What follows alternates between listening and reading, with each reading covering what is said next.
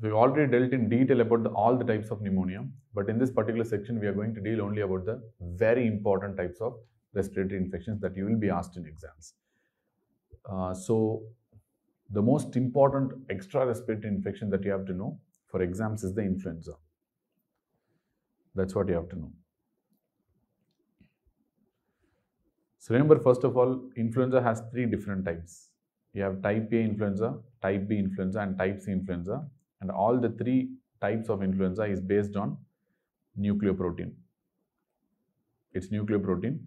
And a very important feature of this nucleoprotein is the fact it's not going to change. It does not change on time, which means the antigenic shift or the antigenic drift, which we are going to discuss in some time, is not going to affect the nucleoprotein, which means the type of the influenza remains the same despite the antigenic shift as well as the drift. Clear? It's the other antigen that's going to change, but not the actual type of the influenza. Fine. And influenza as such is an RNA virus, and it belongs to orthomyxovirus family. And the RNA is going to be negative stranded, and it has 8 segments with it. What do you mean by the fact negative stranded? Negative stranded means if you take this is a negative stranded RNA, and it needs a enzyme called RNA polymerase to convert this negative strand to a positive strand, and this can only be translated to a protein. Clear? So which means since influenza being a negative strand, it should carry an RNA polymerase with it. Otherwise, it cannot be translated into viral proteins. But on the other hand, if you have a virus that is positive stranded already, it can be directly translated into a protein, which means they need not actually carry an RNA polymerase with them, which means there is no need, because this positive strand RNA itself acts as a mRNA. So you do not have any RNA, the RNA polymerase is unnecessary here, to be honest. So that's why your influenza virus has an RNA polymerase, because it's a negative stranded RNA or a negative sense RNA. At the same time, influenza viruses are also enveloped. These are other microbiological data, and they're going to have a helical capsid with them. They're also going to have a helical capsid with them. And how they're going to get transmitted? Transmission most commonly via person-to-person contact only, but how person-to-person contact? Through formation of droplet nuclei. Since it's a respiratory infection, they're going to cause cough and sneezing. So that will create this small droplet nuclei formation, which is not even visible to your eyes, and that if you are inhaling, there's a lot of possibility you might also contract the influenza. And second thing, they can be transmitted through fomites also, which means these droplet nuclei that are present on these fomites like table and all, they might be inactive for some time, and they may be viable also for a variable period of time, and that you take it and keep it in your respiratory tract, you might get influenza. So these are the two major ways, but droplet nuclei is supposed to be the most common mode of transmission of influenza virus. So this is something, the basics that you have to note about the influenza virus. But with this, let us go for the classification. Already I told you the types. Types you have A, B and C that we are not going to see, but the classification we need is for influenza A, because this is the one that's going to cause epidemics as well as pandemics most of the time. So let us take an influenza A for example, and classify into various types based on the glycoproteins that are present on the viral envelope. So what are the glycoproteins that are present on the envelope of the virus? There are two glycoproteins. One is called a hemagglutinin. Also referred to as H, and it has multiple types like H1, H2, H3, H5, etc. And you can have a neuraminidase glycoprotein also, that's called N, and again you have several types of neuramidases like N1, N2, N7, etc. And these 3 and these 4 are going to be the most relevant for humans. And remember, this hemagglutinin is important for entry of influenza into the cell, and neuraminidase is important for exit of influenza from out of the infected cell. So entry you need neuraminidase, for exit you need, entry you need this hemagglutinin, for exit you need neuraminidase. So these are two important points. And there are two things that you have to mandatory know about influenza. The moment you talk about influenza, that is antigenic shift and antigenic drift. So let us see what you mean by drift, and let us see what you mean by antigenic shift. So before telling what you mean by a shift and a drift, actually, let us see some graphs. Remember, first of all, you are going to have one type of influenza. Let us assume it is influenza A only, but a particular subtype of influenza A, that is H1N1, which is something very common that you all know. So every year there will be minor changes, yearly changes, and that will be a minor change, and this is what we refer to as drift. And remember, even after the drift, the H1N1 will remain H1N1, but there will be a slight mutation. It will be a slightly mutated virus, and it is due to random point mutations. Some amino acids may be changed, but it's not, there is no drastic difference with it. That's what happens. So during this slightly mutated, slight mutations that are happening with the influenza virus every year, they can cause a small epidemics. That's all, because they are mutated, and the immunity is very less, so they will cause only a small epidemics. But over a period of time, like this, every year they keep changing a little bit, but once in a while they can have a massive antigenic shift. That is, they are going to change to something like a complete shift, like a H2N2, which means the antigen composition itself is completely changed now. It has become a new one. So this is a major shift, and this happens only occasionally, not very regularly. And this major shift is what we call as antigenic shift. And this is the one that are going to cause a lot of number of cases and pandemics. Clear? And clearly, if you see the graph between time of the virus, influenza A virus, and the number of cases that is in the community, usually every year if you take, there will be small changes with drift, and suddenly you will have a massive increase in the number of cases, and this usually denotes a shift. And the small spikes every year that you see, these are small epidemics in the local area, and these indicate antigenic drifts. Clear? So these drifts only cause epidemics, whereas these shifts are going to cause pandemics, and they're going to come with vengeance, increased virulence. How the shift really happens is like assortment of the genes from a completely different virus. I mean influenza virus only, but maybe from an animal virus. Let us assume this is a human influenza virus, and this is an animal influenza virus. Some animal influenza virus, it could be a chicken influenza virus or a pig influenza virus, some animal influenza virus is there. So these are the genes, and the H and the N genes and the H and the N proteins that are present in the human influenza virus. And these are the H and N proteins that are present in the animal influenza virus, and both are going to enter the lung cell. Inside our lung cell, they go for something called a random assortment, random reassortment. And this random reassortment will result in the emergence of a new strain of a human virus that has acquired genes from an animal virus. So that is the reason for the shift. The entire thing will change completely. So now they might look something completely like this, which means this is a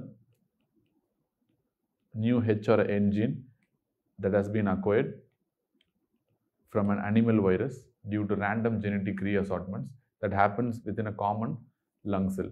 So remember, the animal viruses will not have ability to infect the humans, but they can transfer a gene to the human virus, which means they transfer a protein to the human virus, which makes the genetic and antigenic composition completely different, which means there will be absolutely no immunity for this type of virus anywhere in the world, and that is the reason why this virus is going to cause a pandemic. And this is the new human virus, influenza virus, that is going to cause a lot of pandemics and panics across the world. Clear? So this is how you get a shift, which means that there is a complete shift in the antigenic composition. So this is what we call an antigenic shift, and this is something very, very relevant. So now let us, with this background, let us see the difference between a drift and a shift. So first, drift is going to cause only epidemics, and shift is definitely going to cause pandemics. Remember, drift is just due to minor changes in the antigenic structure due to random point mutations, that's all. Point mutations, and a particular subtype will remain the same, which means there is no change in the subtype of the influenza virus. There is no change in the subtype of the influenza virus, which means the H1N1, even after the drift, will remain H1N1. That's the idea. It's a major change. This is due to random reassortment of genes with animal virus. Some animal virus which will completely change the subtype of the particular influenza virus. For example, your H1N1 is going to become H2N2. All these shifts and drifts can happen with any kind of virus, but shifts are very, very common with influenza A virus. That's why influenza A virus is very important, at least for human beings. Very, very common with influenza A virus, this particular antigenic shifts. So how can I remember that? You can remember by a mnemonic called spread. This is a very trivial mnemonic, but still you can remember by a mnemonic called spread, where subtypes, new subtypes is going to cause pandemics, and that is because of reassortment, whereas epidemics are due to drifts. Remember, pandemics, shift, reassortment. These are three words you have to know: pandemics, shift, reassortment. And epidemics are due to drifts. So this is the mnemonic spread. It's a very trivial old age mnemonic that has been there since my time of second year MBBS, but still you might be interested to know that. Clear? So this is what is going to happen. But even though drift, you can see the drift, you have only minor changes in the overall structure of the influenza virus, but still you need a new vaccine for this. And you can also see in the yearly influenza cases, every year the drift is going to cause a lot of cases as well, new cases as well. So that is the reason every year you have to update the vaccine. You have to keep updating the vaccine every year, because there will be slight changes that will still not be covered by the previous year vaccine. So that has to be keeping on updated over the years, and every year you have to change the vaccine like how the virus changes according to the changes in the virus structure. Clear? So this is all important points that you have to know. Then what are the clinical features? I'm not going to talk in detail about the viral replication, but in general, your H hemagglutinin is important for entry into the cell, and neuraminidase is important for exit from the cell. Clear? At the same time, there is something called an M2 protein, which is important for unsheathing the RNA out of the virus and releasing this RNA polymerase and RNA into the cell. So for unsheathing, you need this M2 protein. Why? Because these are the targets for certain drugs, which we'll discuss later on. Clear? So for unsheathing the genome, you need, inside the host cell, you need M2. Entry hemagglutinin, unsheathing this M2 protein, and for exit out of the cell, you need neuraminidase. So these are 3 points that I want to tell. Apart from that, there is absolutely no much importance about the replication that you're going to get in exams. So what about the clinical features? Absolutely asymptomatic in more than 75% of the cases. Even if they get symptoms, there will be only mild symptoms. And this symptoms is going to be typical flu-like symptoms that we call, like the patient will have a sudden onset of high-grade fever, chills, everything will be for a short span. High-grade fever, chills, severe myalgia, and sore throat, like a feeling of malaise, not well. All these things will be there. This is what we refer to as a typical flu-like symptoms: high-grade fever, sore throat, myalgia, fatigue, and like malaise, not feeling well, sudden onset high-grade fever. All these things are typical symptoms of a flu-like symptom, and that's what is going to be present in a majority of the cases. And they can also develop acute bronchitis. I mean, acute bronchitis can be due to virus or bacteria, but one of the important viral cause of acute bronchitis is influenza virus. And certain few groups go for complications. Not all people go for complications. Few high risk people go for complications. I mean, who's going to go for complications are this high risk groups. Who will be proposed as high risk groups? Number one, extremes of age. Suppose if age more than 65, elderly people, or age less than 5, especially if it's less than 2 years of age children, they are going to be very, very careful. I mean, they are going to be a lot affected and need to be very careful. Age less than 5 or age more than 65, extremes of age, both are at high risk. Number two, pregnant women.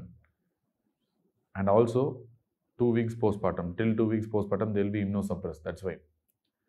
And number three, immunocompromised patients.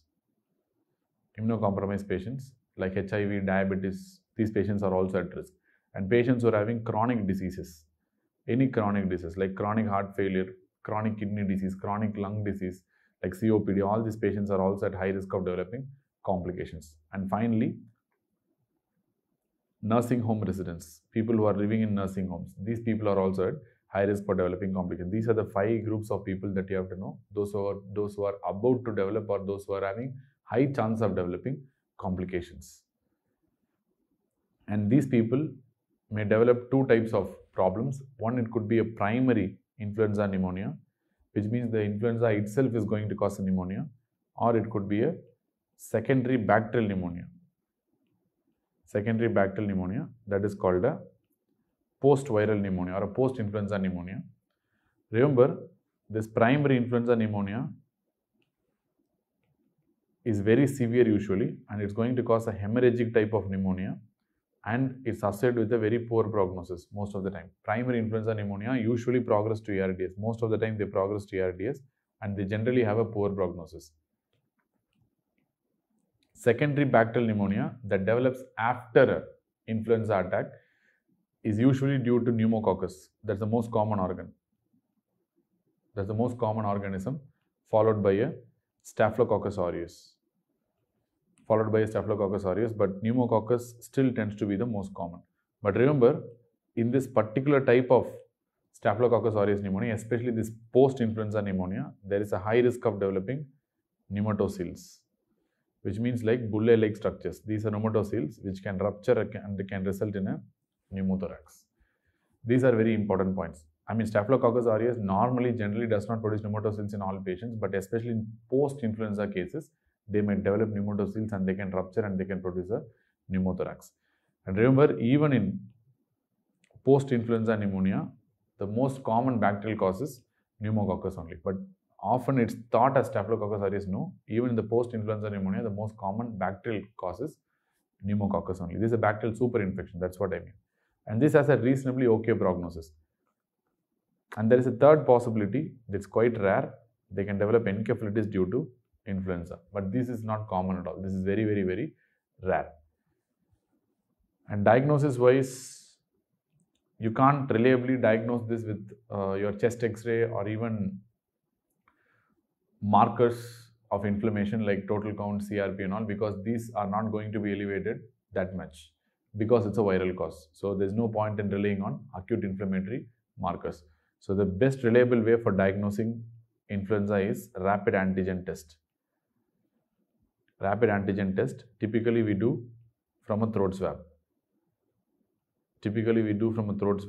Or you can take from a nasal or even a pharyngeal swab, but typically we prefer a throat swab, that is a pharyngeal swab.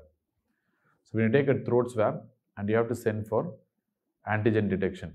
So PCR has to be done, antigen detection has to be done. And this rapid antigen test has an advantage of early diagnosis because serology is completely unreliable. If you cannot use one thing in influenza, that is serology. Don't rely on serology, absolutely useless. You are going to use only this rapid antigen detection, that is PCR test for serology. And this is having extremely high specificity, but the sensitivity tends to be a bit poor. This particular test, sensitivity tends to be a bit poor. Apart from that, this is the one that is preferred. I mean, everyone would have heard about this H1N1 throat swab. That's the common test. That's what we prefer. Treatment-wise, if the patient is asymptomatic, then absolutely no treatment is required. If the patient is having mild symptoms, then you need only supportive treatment. You need only supportive treatment. But even with mild symptoms, what are the indications for antiviral therapy? What are the indications for antiviral therapy? High risk groups. Those I have mentioned some time back as high risk groups, they might need antiviral therapy for sure, even with the mild disease. But definitely, severe disease itself needs antiviral therapy. These are the indications for antiviral therapy.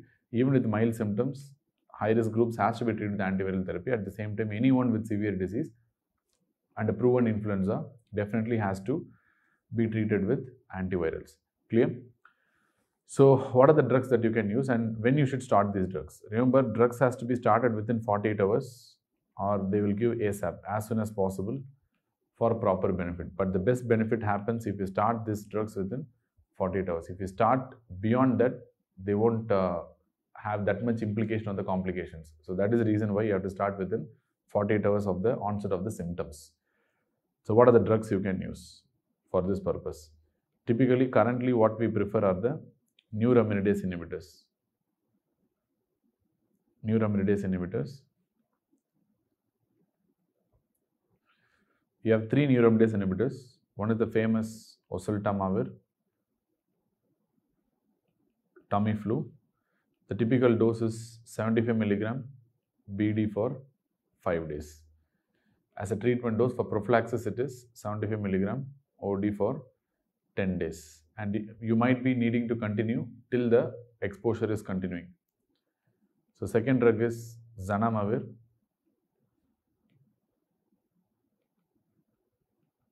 Which is an intranasal drug, which is available as mist formation. The typical dose is 10 mg in an inhaled fashion, BD for 5 days. For treatment or for prophylaxis is 10 mg OD for 10 days. So that is the prophylaxis dose. So oseltamivir is oral. The name itself is O for oral. Zanamivir is intranasal. And you have peramivir also, which can be given IV in extremely sick patients. So these are the neuraminidase inhibitors you have, and these are the treatment standards for the current era. So this is what you're going to use. And there are new treatments are also there. So one of the important new treatments that have come is a new drug that's called baloxavir marboxil. Baloxavir marboxil, you can simply remember as baloxavir, which acts by inhibiting cap-dependent endonuclease. This cap-dependent endonuclease is very important for viral polymerase to function. So inhibiting cap-dependent endonuclease will inhibit the viral polymerase. So once you stop the viral polymerase from acting, they inhibit the viral replication. Clear? Whereas these neuraminidase inhibitors will prevent the exit of the virus from the cell, because neuraminidase is something that is important for exit of virus from the infected cell. So they are going to reduce the exit of the virus from the infected cell, whereas this baloxavir is going to inhibit the viral replication by inhibiting the viral polymerase, by which in turn inhibiting the cap-dependent endonuclease enzyme. Clear? So there are some old drugs are there. These are M2 protein inhibitors. I told you M2 protein is important for unsheathing inside the cell. So these are M2 protein inhibitors. These are nothing but amantadine and rimantadine. Amantadine and rimantadine. So both these drugs are currently not preferred for this purpose at all. Clear? The reason why both these drugs are not preferred is you have almost near 100% resistance as of now of all influenza viruses. Once upon a time these drugs were used, but right now we don't use any of these drugs because of almost near 100% resistance of all the influenza strains. Using this drug is actually a criminal offense. You don't have any efficacy in influenza. But instead, surprisingly, these amantadine and rimantadine are now used more in neurology rather than for influenza. Initially, these are drugs that are discovered for influenza only, but currently this is used more in neurology than what you do in influenza.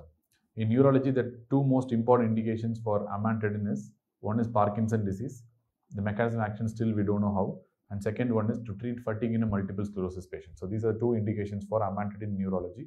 But right now, for influenza's sake, you're not going to use it by any means.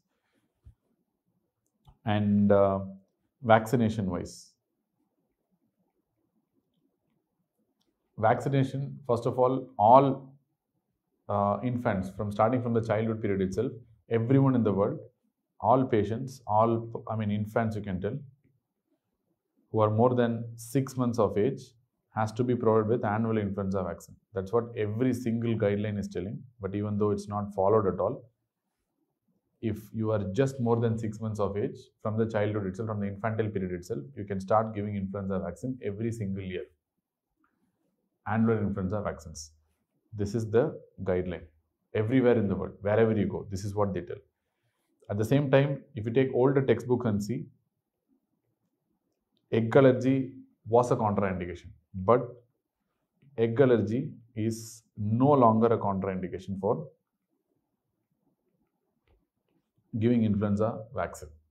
Remember why this point I am telling you specifically is because in older microbiology textbooks, at least when I was studying, egg allergy was supposed to be a contraindication for giving influenza vaccine, but right now it's very, very clear that egg allergy is no longer and not at all a contraindication for giving influenza vaccine.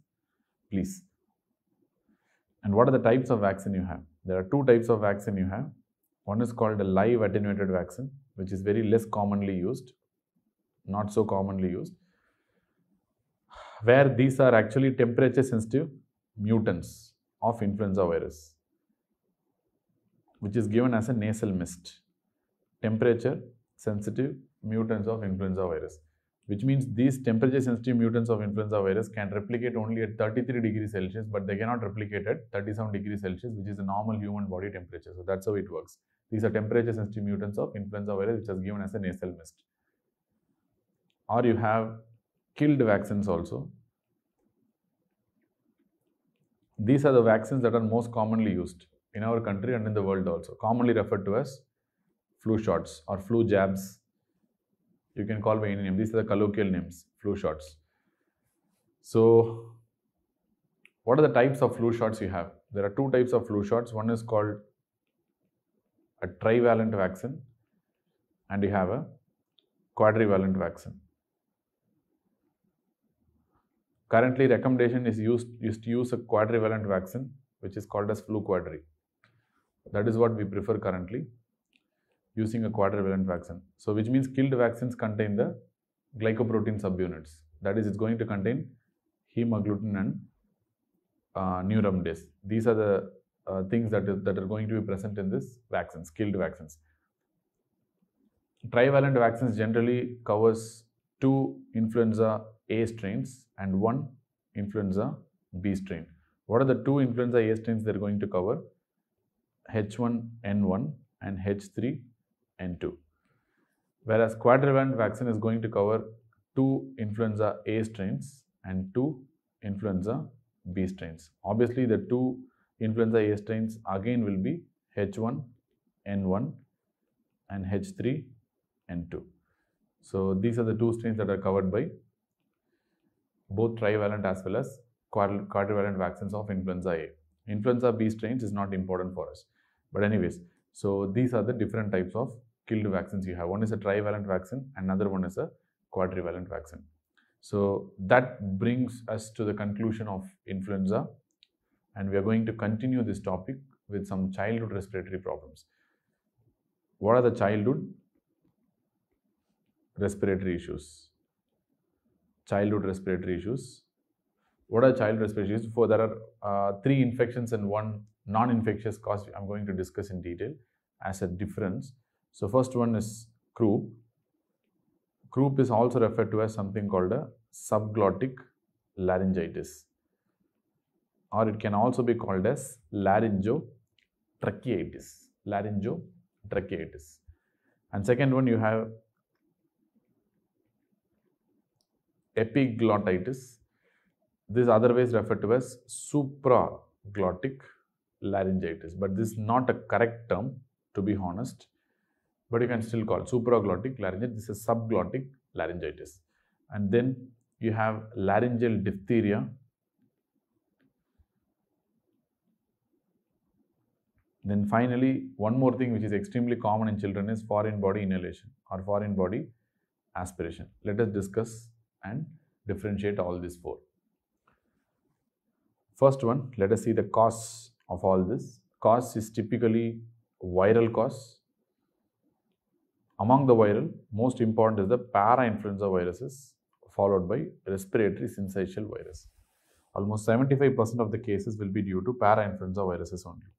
But remember, there is another disease that happens in the childhood called bronchiolitis, where respiratory syncytial viruses will be the most common cause than the para-influenza viruses, which we'll be seeing later on.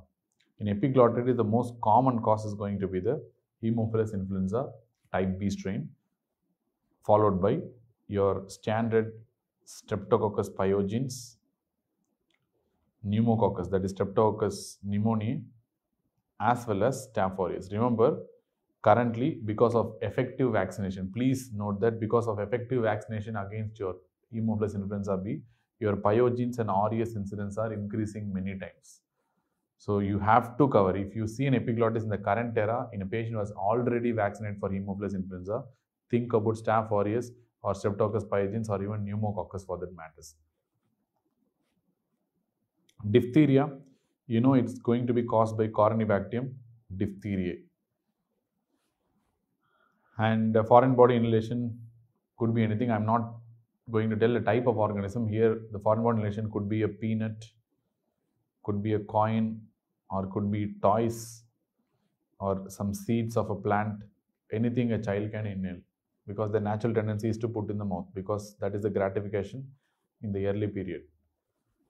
Clear? That is what the psychosexual theory of Sigmund Freud. They put everything in the mouth, oral gratification during the childhood period. That is also going to increase the risk of aspiration. Then onset wise, croup is going to be in the 12 to 24 hour mark, and it's generally going to be a little bit slow onset. It takes around approximately 12 to 48 hours. That is almost 1 to 2 days in general. But epiglottis generally tend to be extremely acute in presentation, typically within half a day, within 4 to 12 hours. The child gets a problem, within some 6 hours or 4 hours, the child becomes extremely sick. So it's a very, very drastic and dramatic presentation that you will get in the OPD or in your emergency. And usually it starts slow, then it progresses fast in case of diphtheria. So initially low progression of fast means, or typically it happens after 4 to 5 days. Initially slow disease for 4 to 5 days, then suddenly there will be a rapid progression of this. That is diphtheria. It is all of a sudden. It's again a very dramatic presentation. Most of them end up in emergency only, not in OPD, because the child will deteriorate very fast. And depending on the level of obstruction, the child will die instantaneously also sometimes. If it's obstructing the trachea or in the carina, if it's going into the bronchus, sometimes with one lung they might survive. But if it's in the trachea or in the larynx, it's going to be a hell. The child will go for respiratory fatigue very fast, and if you do some delay, the child might die on the way to the hospital also. Have to be really careful. So this is the onset. And what will be the general condition, clinical features? Now clinical features wise, GC, general features and overall features. Here the patient will not be toxic. Here the child will not be toxic. And clinically speaking, they have a prodromal phase, which is typically a fever that is going to last for the first 2 days. Then they have this characteristic laryngotracheitis phase, where the child will typically get a barking cough classically, plus or minus dyspnea and tachycardia if the disease is very severe. But this barking cough in croup has been one of the standard questions in exams for so many years. But right now I don't know whether they will give this or not, because it's very, very easy, because many students know this already. And this laryngotracheal phase will last for 2 to 7 days. So there are two phases, prodromal phase and laryngotracheal phase. Then here the child will be extremely toxic. Typical bacterial sepsis-like appearance, very, very toxic look. child will be very lethargic. The child may be completely cyanosed, severe shortness of breath will be there, and there will be poor perfusion to the periphery. Like the capillary refill time may be very high. Child may present with a shock also, and they'll have drooling in the mouth. And the child may assume a characteristic tripod posture, which I'll show you in some time. Characteristic tripod posture. Clear? The ventilation may be hyper or hypo, depending on, because it's an upper airway obstruction. As I told you many times in the previous basic videos, upper airway obstructions tend to increase the work of breathing massively. So initial phases, for the first 1 or 2 hours, they might be hyperventilating because to maintain the airflow, but later on they will go for fatigue very fast and they can go for hyperventilation and cyanosis and death. So ventilation wise, hypo or hyper, early stages hyper, later on they'll go for hypo, type 2 respiratory failure and death. But this tripod posture has been again one of the very, very common exam questions, and the child will have a very, very toxic look, and it's a very acute and dramatic presentation. And again, in laryngeal diphtheria also, the child will be extremely toxic, and the child may have a inspiratory stridor because of obstruction of the pseudomembranes in the larynx, because diphtheria is known to create the pseudomembrane. So the pseudomembranes obstructing the larynx is the most important reason for dyspnea in this child. So they can have an inspiratory stridor, plus or minus they can have a pseudomembrane that is visible in the pharynx or the larynx, and plus or minus they can have a bull neck appearance that is due to typical cervical lymphadenopathy that you see in diphtheria. This bull neck is characteristic of a diphtheria due to cervical lymphadenopathy. And they might have a lot of systemic effects, because a child dies because of systemic effects only most of the time. And the most important systemic effect is myocarditis, and second is peripheral neuropathy, which can result in typical ascending paralysis, which may mimic a Guillain-Barré syndrome also sometimes. So which means this peripheral neuropathy is going to be demyelinating type, and it's sometimes very difficult to differentiate from GBS. The child may be completely in a state of quadriparesis with respiratory failure, and you might not be able to save them. So, and it's very difficult to differentiate from GBS in the child. So these two, again, systemic effects you have to understand. Here, again, clinical features depend on the obstruction. Suppose if it's a complete obstruction or a partial obstruction. If complete obstruction, the child will be extremely distressed, and they will be cyanosed, and they will be presenting like an impending respiratory failure. If it's partial obstruction, then they may not be toxic, and they may present late also. Late presentation is also possible, like aspiration pneumonitis, aspiration pneumonia, lung abscess. All these things are possible if they present late. I already told you, when they aspirate a particulate matter, they might come with a lung abscess later on.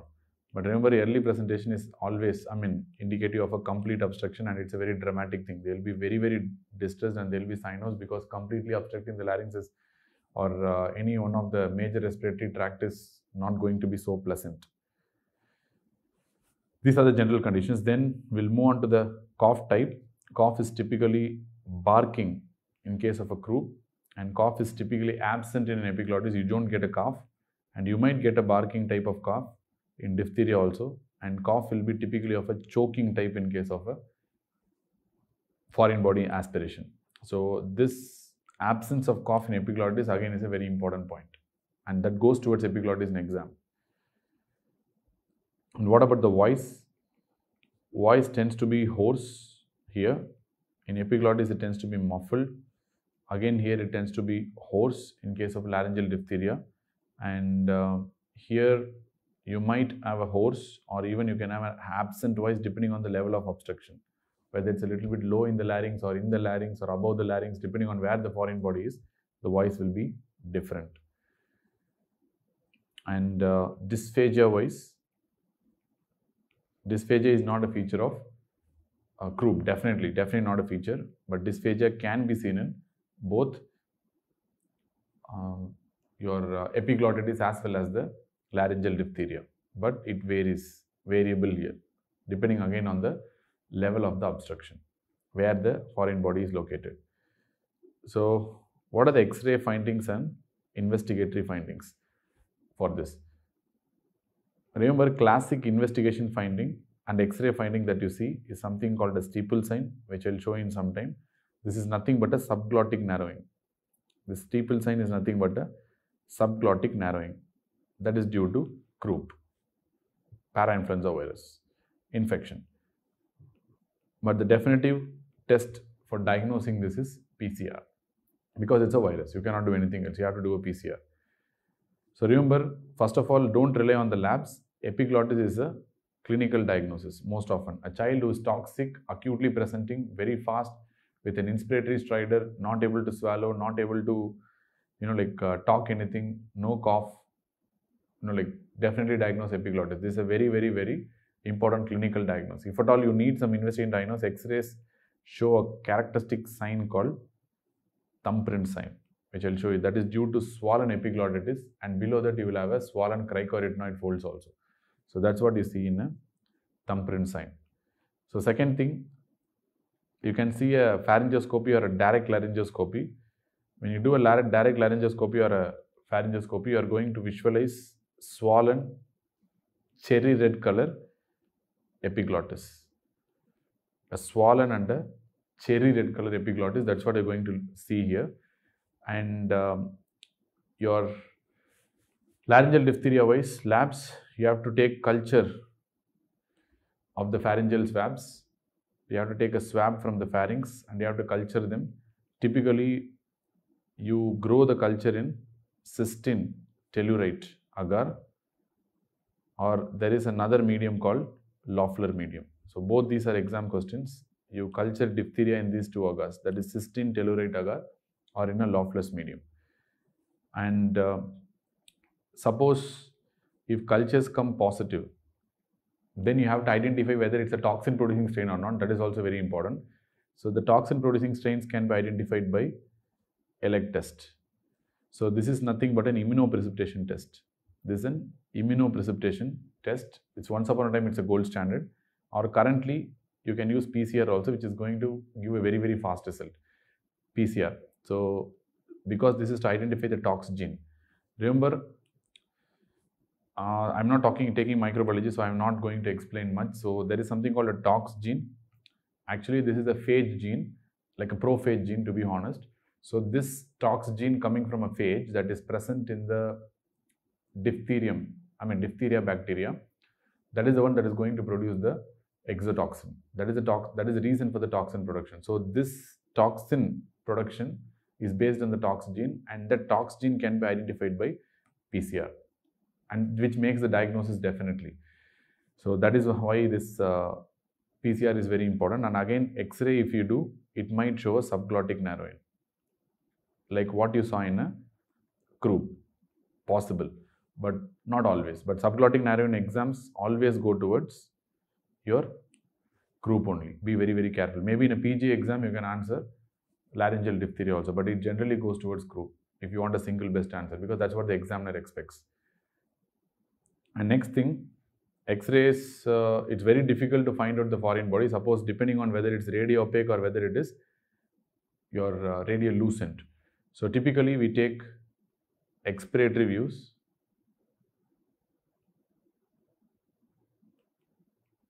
Clear? So that's what we prefer. Usually, why I'm telling this point specifically is because whenever you take an X-ray, you prefer an inspiratory view. But like in for diagnosis of a foreign body, you have to prefer expiratory views only. Why? Because in expiratory views, because the foreign body is there, the air will not go out, and a particular area may be hyperinflated. So that hyperinflated area can be found out in expiratory views only, because air will not move out during expiration, because if there is a foreign body obstruction. Especially to diagnose a focal distension, focal overinflation, these expiratory views are very, very useful. And again, the efficacy of X-rays depend on whether it's a radiopaque foreign body or a radiolucent foreign body. Clear? And if you ask what is the most common site for this foreign body? Anyone? If you don't tell, then there is no point in watching this video, and go and watch the previous videos. I clearly told you it's the right lung. 60% of the times they are going to enter the right lung, and it will be in the trachea or the larynx in only 16% of the cases. Only 16% of the times it will be in the trachea and the larynx. Almost 60% of the times it's going to be in the right lung only, because that is where your aspiration is common and that is where your foreign body is going to go. Clear? So these are the various testing that you can do. And what about the treatment? Treatment part wise, typically we can treat with cool mist inhalation plus racemic epinephrine. Remember, racemic epinephrine is needed for, this is taken as a nebulization. So this racemic epinephrine is typically used only for moderate to severe cases. For mild cases, only cool mist is enough. For moderate to severe cases, you can use this racemic epinephrine nebulizations. But remember, this is a very important question in exam. This is a very important treatment aspect also. And you can supplement with dexamethasone if the patient is having some extra symptoms. And if the patient is having more severe symptoms, you can supplement with dexamethasone, which can reduce the edema a little bit. Here, there's no need for any inhalation therapy because the patient cannot breathe itself in the first place. So there's no point in giving inhalation therapy. So straight away you have to give antibiotics. This is very important. What are the antibiotics we are going to give? Ceftriaxone plus or minus clindamycin. Typically, this clindamycin is used if you are suspecting MRSA. If suspected MRSA, we'll be giving clindamycin additionally. But most of the time, the ceftriaxone itself is enough in our Indian settings. At the same time, you also have to know the fact that many patients will be extremely distressed. Many children will be extremely distressed with epiglottis. So you have to take care of the airway as well. So how will you take care of the airway? If the child is going for impending respiratory failure, you have to attempt an intubation first.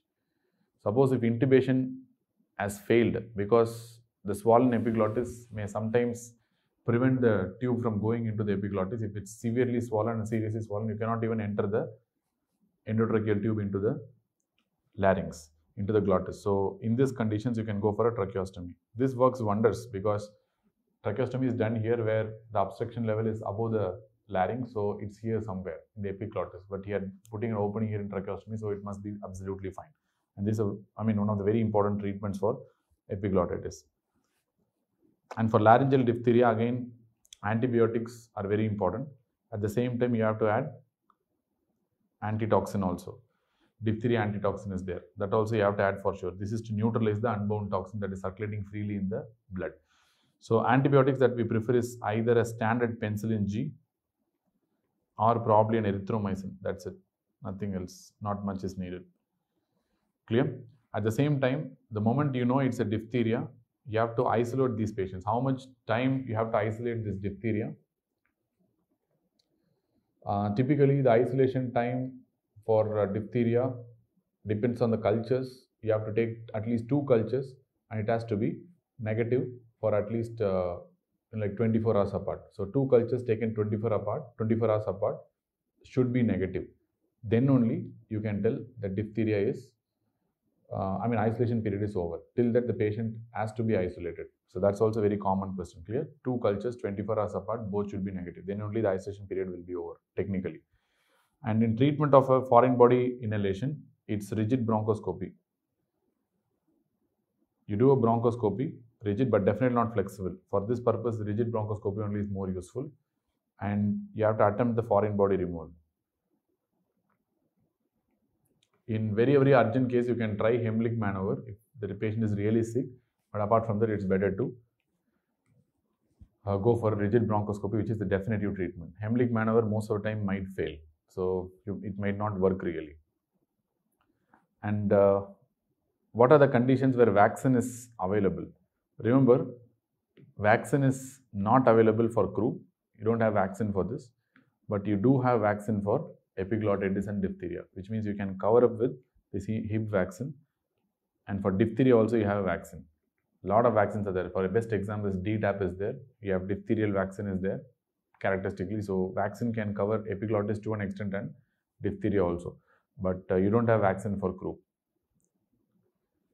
Clear? So these are some of the important differential diagnosis of childhood respiratory infections.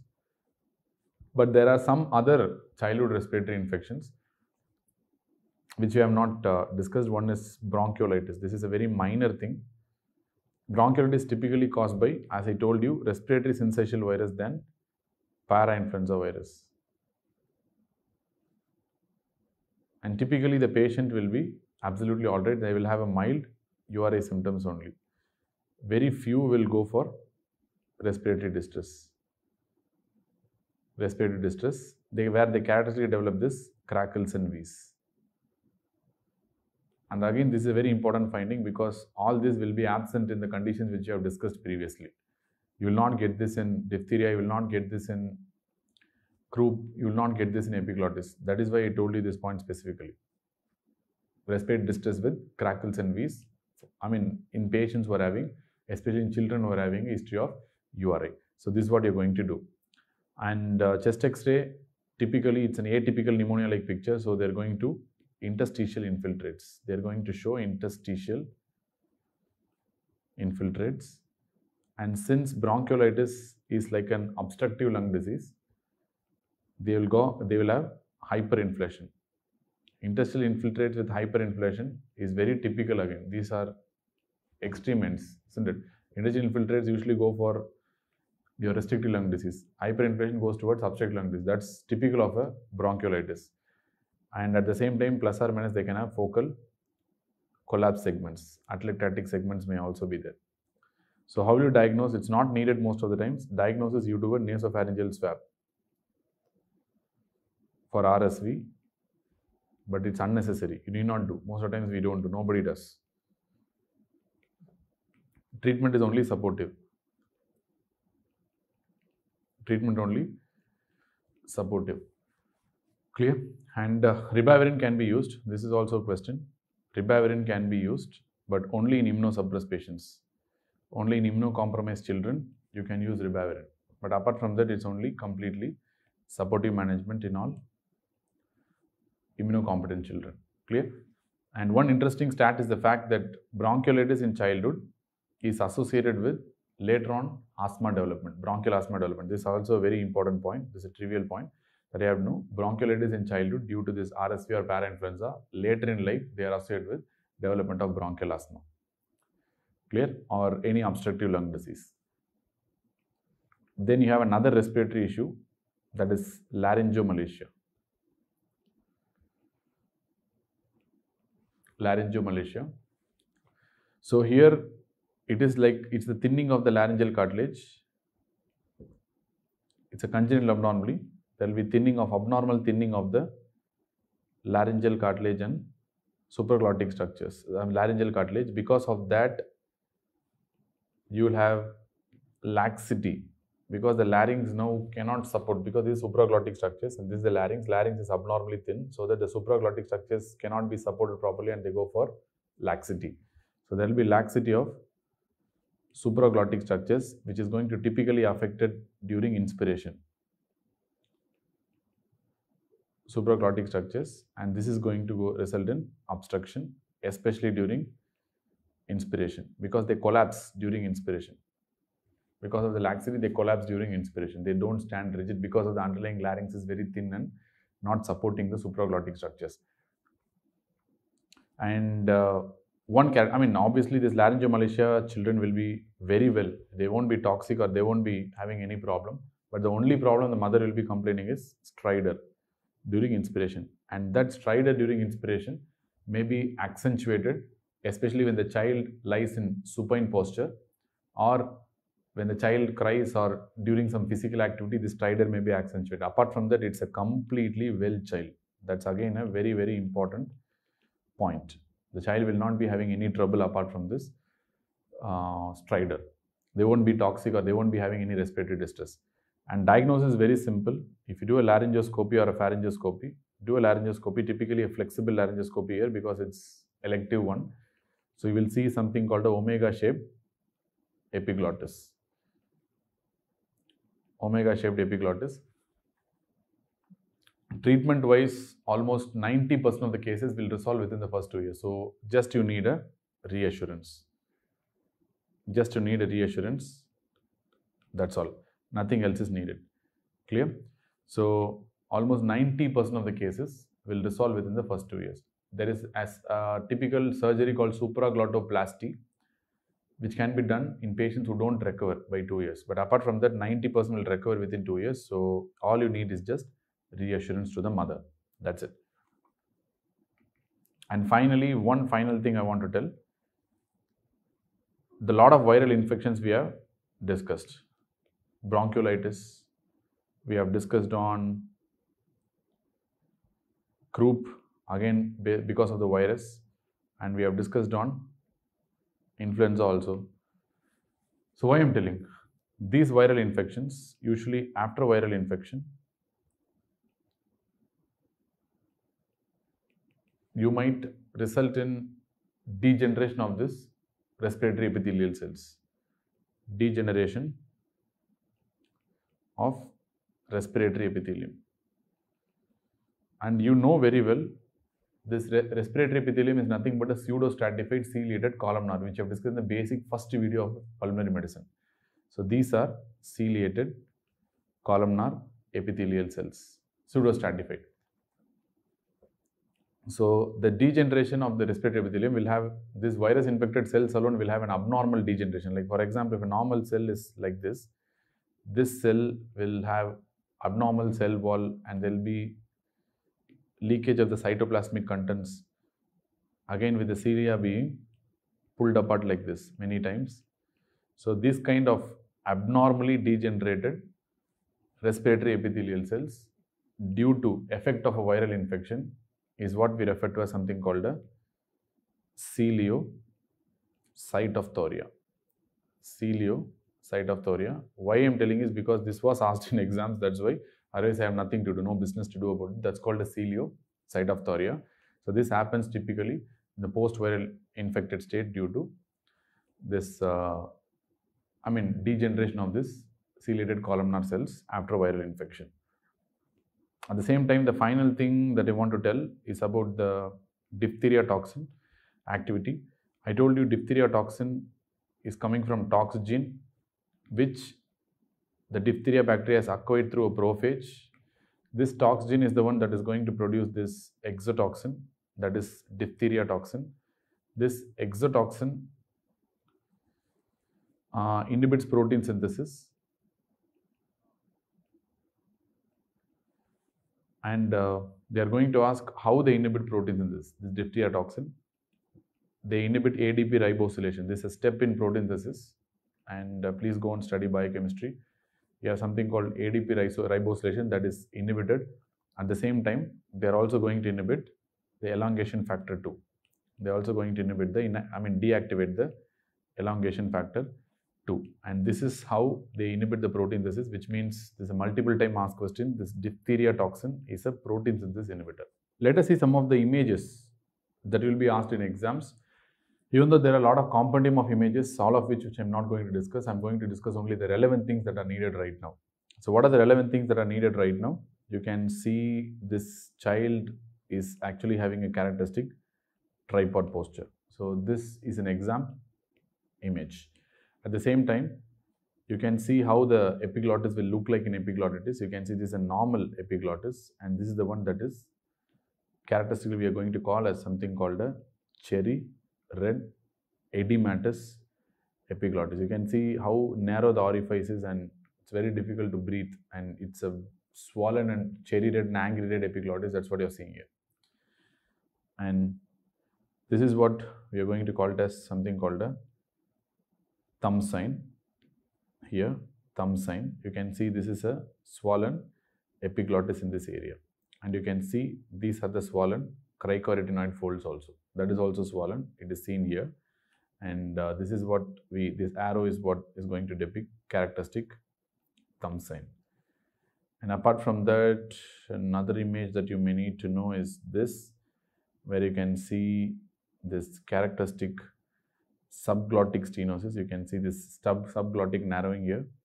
This is what we refer to as something called a steeple sign. And this is again a very important image for exams. And this is the pseudomembrane that is due to diphtheria.